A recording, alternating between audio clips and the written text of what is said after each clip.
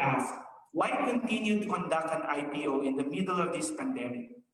Well, if you really analyze, many of the most successful businesses around the world was either started during a crisis or has deepened its market grip during the crisis period.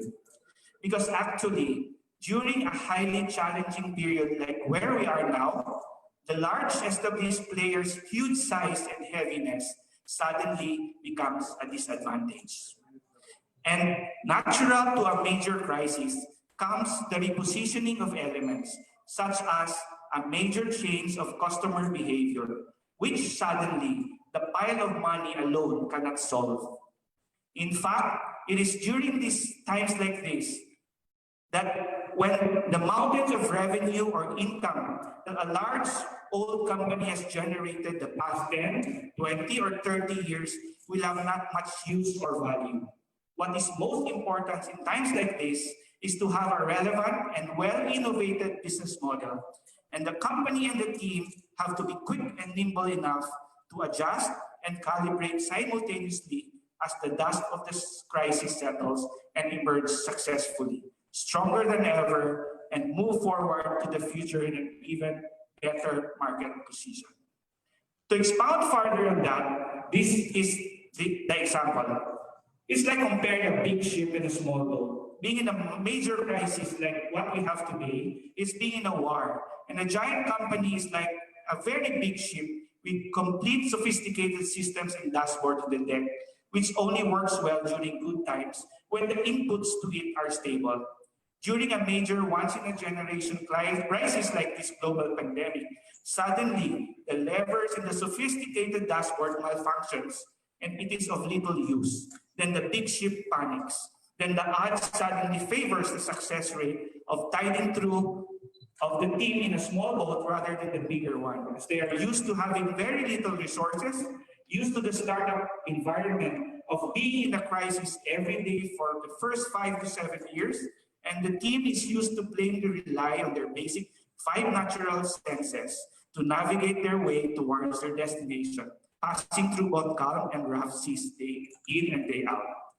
This is the reason why we continue to conduct an IPO during this global pandemic, because this is such a rare window for the company to compete well, a rare chance for a new player to quickly grow in a shorter span of time than during good times. Another question is asked, why do an IPO at a very early stage of the company? Well, if you really analyze, this is how a normal IPO works. Start a company, grow it rapidly for the next 10 to 20, 30 years, then do an IPO. Well, this is the problem with that. By that time, the growth is already slow and is now on a mature growth phase. But of course, also the company can raise a lot more to do a normal way of IPO. And now here is the reverse. The abnormal way of doing an IPO, to list when the company is still small, on its first few years, then bring along investors, mostly retail ones, to be with you during the hyper growth years. That way, you share the value of the company to tens of thousands of many other small shareholders that you don't know. I believe doing an abnormal IPO is all right. An entrepreneur must not be greedy enough to just share the company when he thinks that there is limited growth left for the company to grow in the next 10 to 20 years. The abnormal way of doing an IPO is, I believe, the most inclusive way.